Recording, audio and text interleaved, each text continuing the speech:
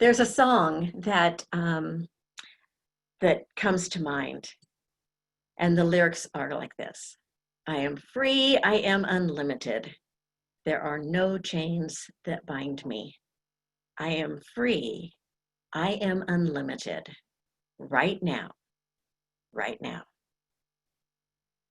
And that may be a song that you have sung at some point.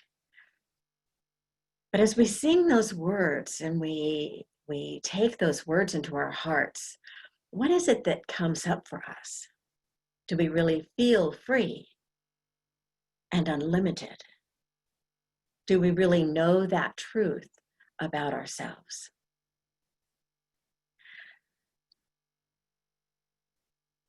Jesus was talking to some Jewish believers, and he said, let's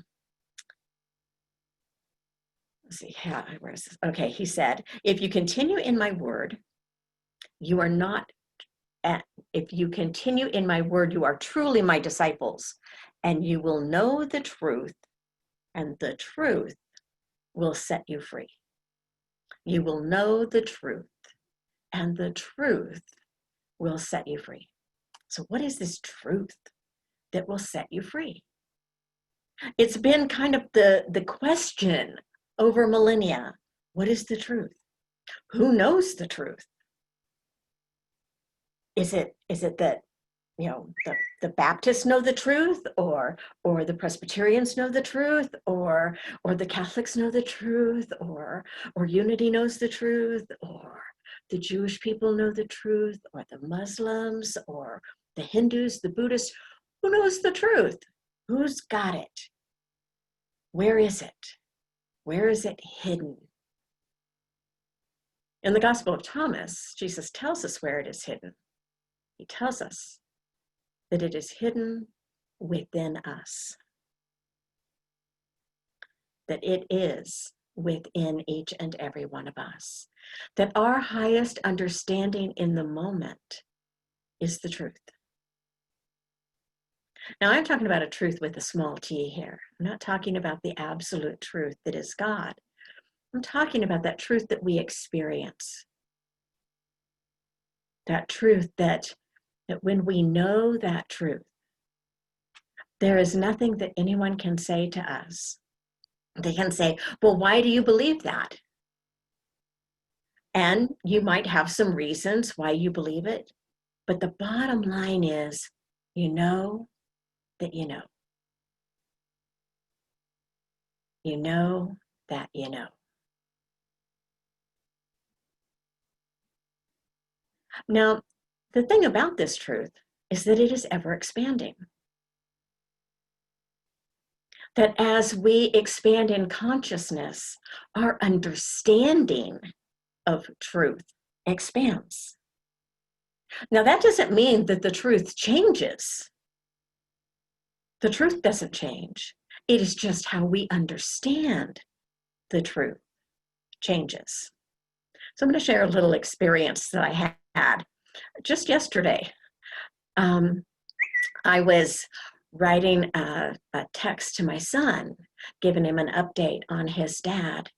And when I was doing it, I wrote that that I believed that all was well. I trusted that everything was exactly as it was supposed to be, and all is well.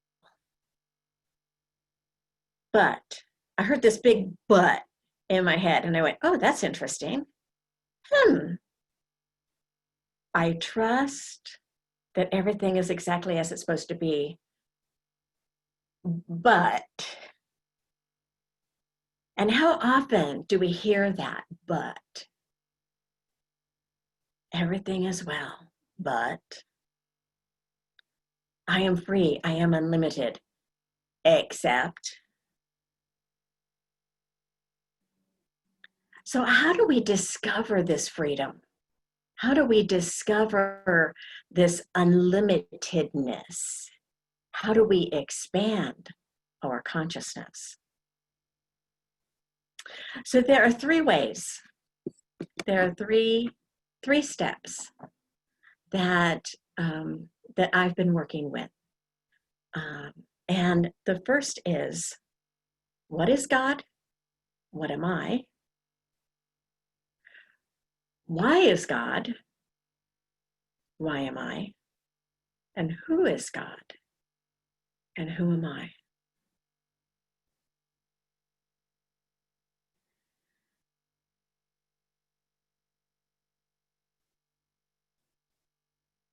In that gospel from Jesus, when he said that if they continued in his word, then we are truly his disciples. To continue in his word is to continue in the teachings. To me, to continue in the word is also to continue to ask questions. It's not about staying stagnant. It's not about saying, I know the truth, that's that. It's about, how do we expand? And how do we allow this truth to work within us? Because if this truth is the truth that is within us, then it is at work within us. And so this truth can bring forgiveness where there is anger. It can bring wholeness where there is disease. It can bring abundance where there is an appearance of lack. Now, when I talk about these things, I'm not talking about necessarily changing circumstances. I'm talking about changing experience. Sometimes we get confused between circumstance and experience. And we think that we have the power to change circumstances. If I just pray hard enough, if I just pray the right way, if I just hold the right thoughts, I can change circumstance. I can change out there. Really, what the scriptures tell us is that we have the power to change our experience, which is in here. Our experience is within us. And so it changes how we experience what is out there. And so out there may change just because we change our thinking about it. But the power that we have is to change our experience. And the way that we can change our experience is by allowing our consciousness to expand and to grow. So, what is God? What is God? When we think about what is God, we might think of limited perception of what we think of. The truth is that God is bigger than anything that we can imagine. There is no box. There is no God box that we can, label and put God in the box and say, this is God. Some people think of God as universal because that's more expansive. They think of God as infinite potential.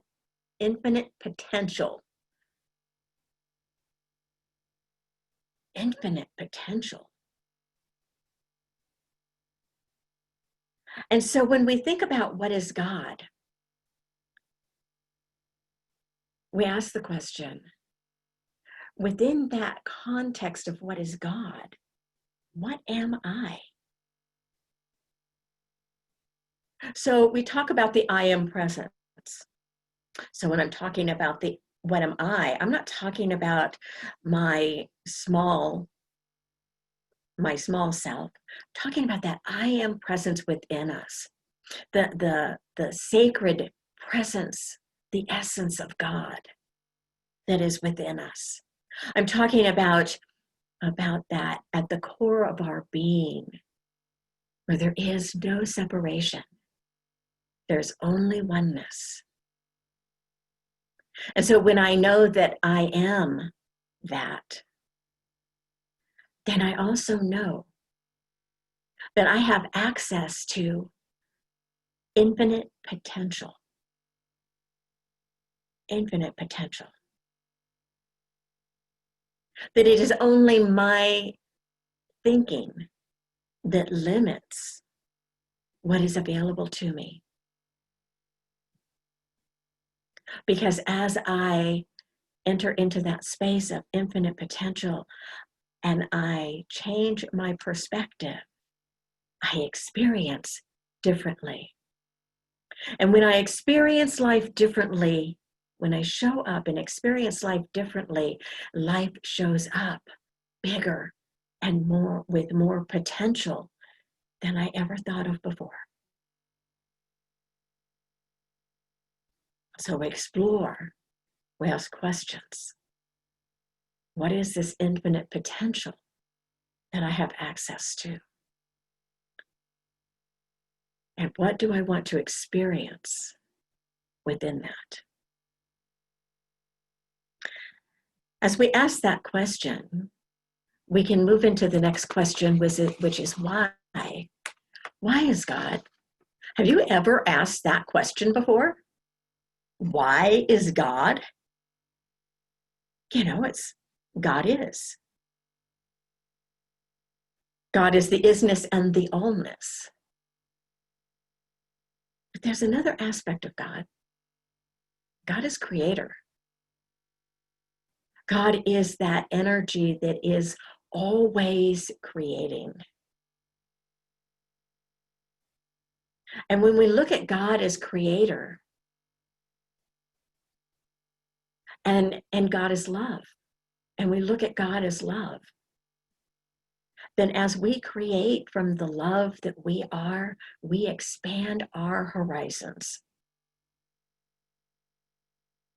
We expand how we show up with others. It no longer becomes just about me.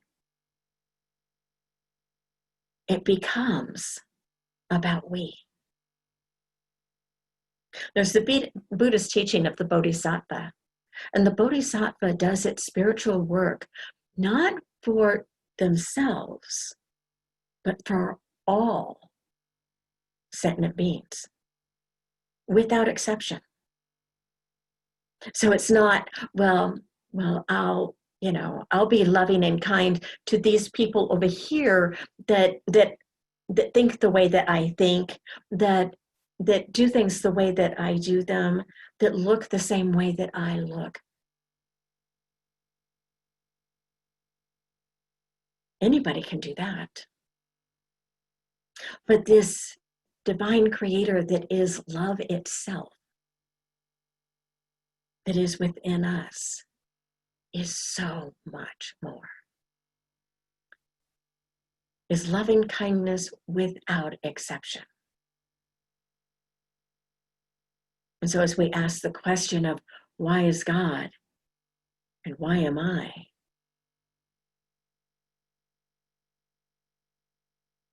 Then we ask the question about why am I here?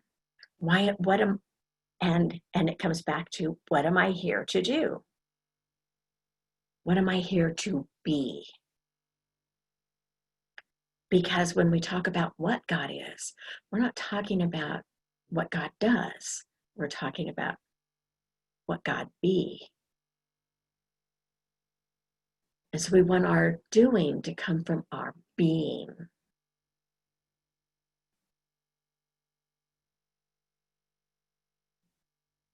And as it expands, as that why expands within us, the question arises, who is God? And who am I? As that question arises and we think about the question of who is God? God is that We talk about God as being the creator. We talk about God as being love. But God is peace. Myrtle Fillmore would say that God is life, love, and intelligence.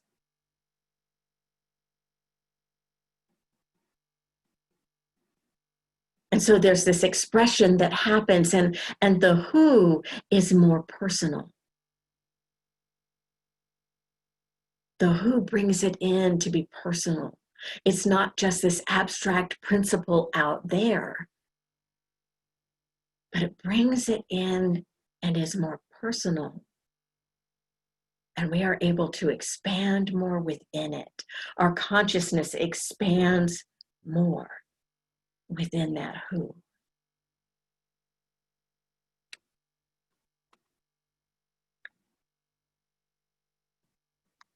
There are unlimited expressions of who we are, because each of us expresses our highest understanding through our consciousness. And so it comes back to that truth. It comes back to that freedom. I am free and I am unlimited. There are no chains that bind me. I am free, fully free to express my highest understanding of the truth in this moment. My highest understanding of the truth in this moment. Now, does that mean that we always express our highest understanding of the truth? I wish I could say that I do. But there's another aspect to this. And that is that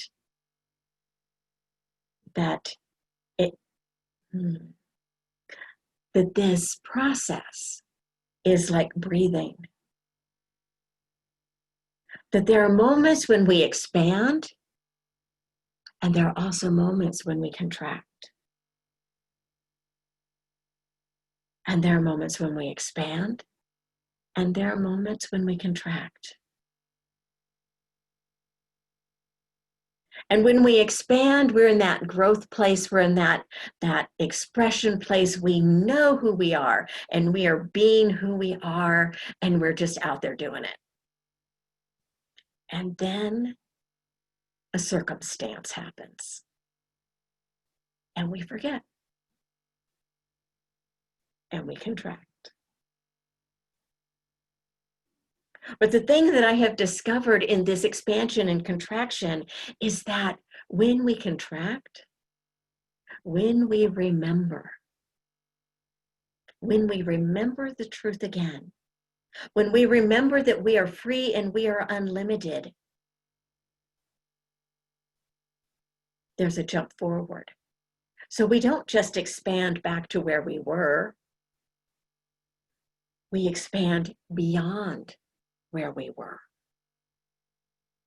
There's a deeper and a broader and a truer understanding that emerges through us and shifts and changes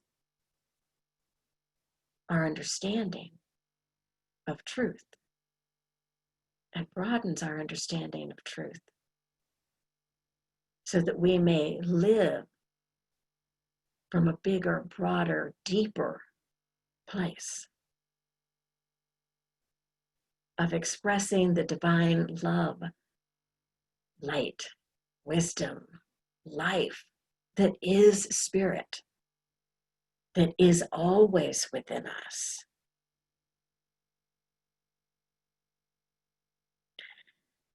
There's a story that I want to share about a samurai who goes to, here's this samurai. Samurais are really powerful. And this one happened to be pretty arrogant also, pretty self-righteous. But he wanted to know if there truly was a heaven and a hell. And so he goes to the monastery and he goes to the head monk, because samurai wouldn't mess with anybody except the top. So he goes to the head monk and he demands to know. He goes up to him and he just demands to know, is there really a heaven and a hell? And the monk ignores him. The monk doesn't answer. Well, that just set him off. I mean, you just don't ignore him. So he pulls his sword out of his sheath and he holds it up and he's like, I could kill you right now. And the monk looks up at him and looks into his eyes and says, that is hell.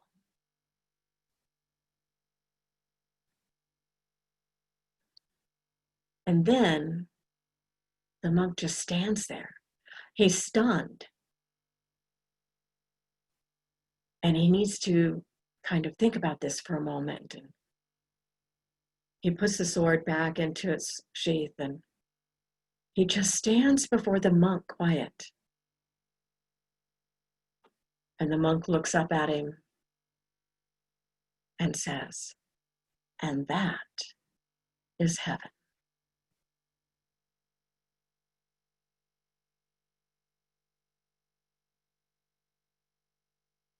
That our experiences are an inside job, and our experience create our perception of what is happening outside of us. And so when we think about that principle of holding in mind that which we would like, it is about holding within us. It is about an inside job. It's about cleansing inside of us so that we can truly hold that truth. So that we can, with all of our being, sing, I am free. I am unlimited. There are no chains that bind me. I am free. I am unlimited right now. Right now.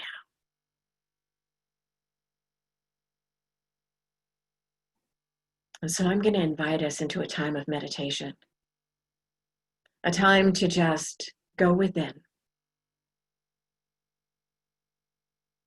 to go into that sacred place. And so as we breathe,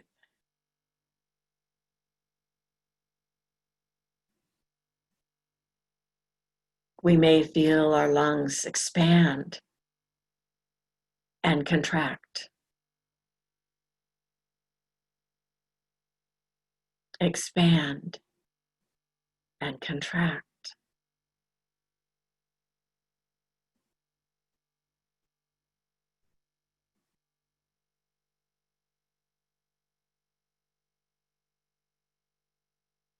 We allow our mind to become quieter.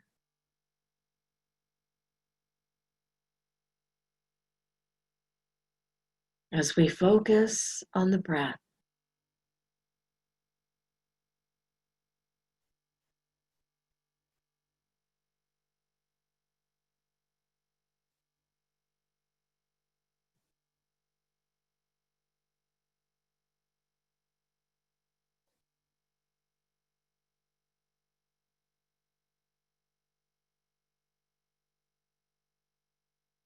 If you continue in my teachings, you are my disciples.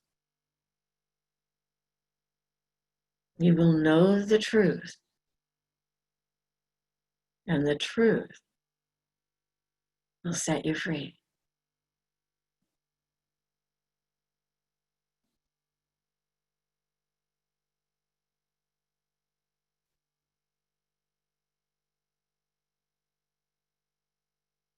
You will know the truth, and the truth will set you free.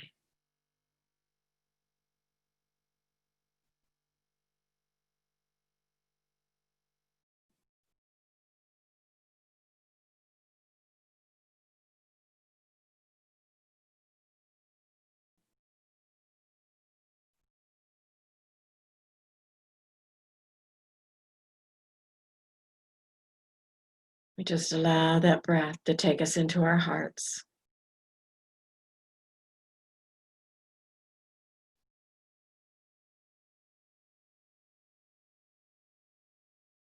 To take us within into that space of infinite potential.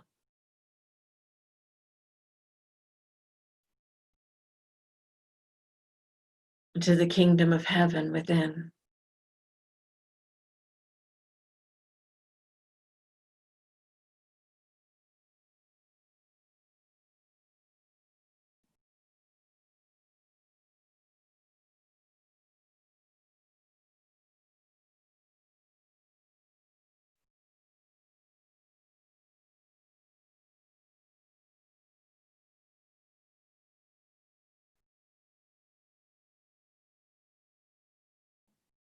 We may choose to ask, what am I? What is the truth that I know that I am?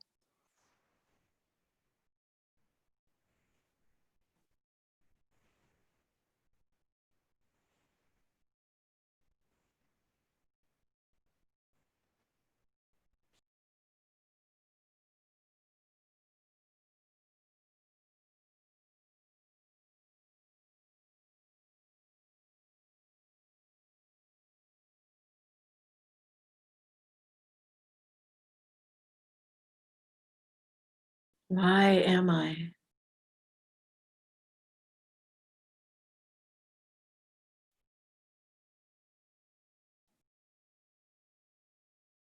What is this truth?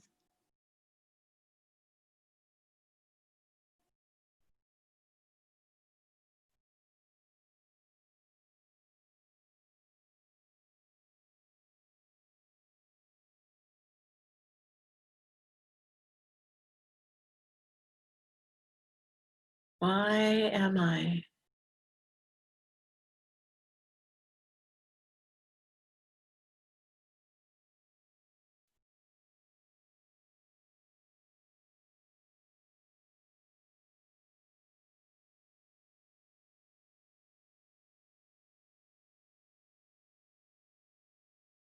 And who am I?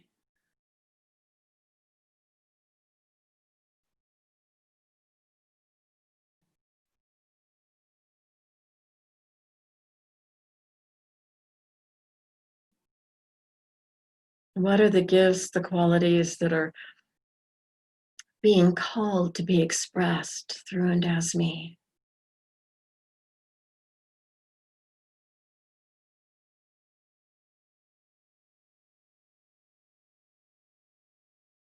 Who am I?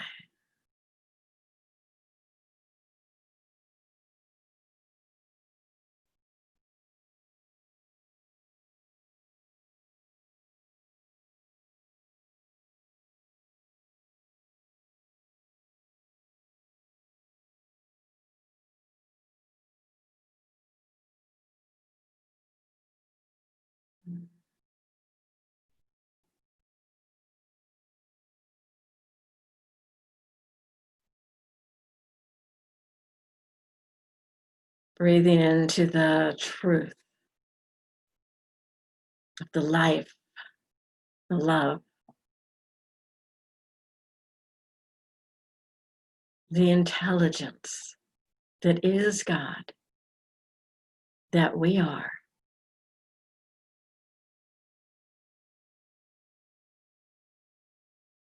We hold this sacred space in gratitude.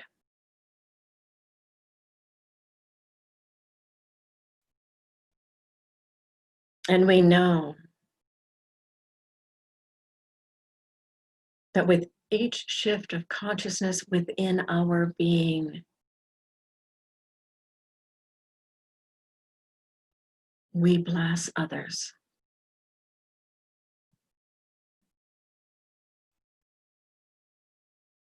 And we just allow that blessing to go forth in this very moment.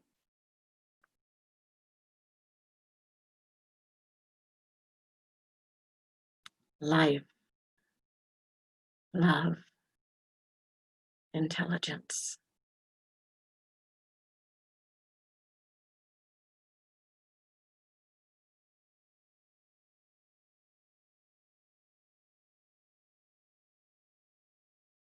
We know that the word goes forth and does not return to us void.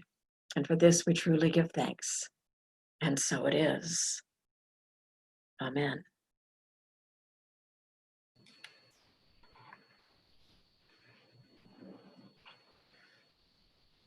Thank you, Reverend Charlie, for that beautiful message. Beautiful.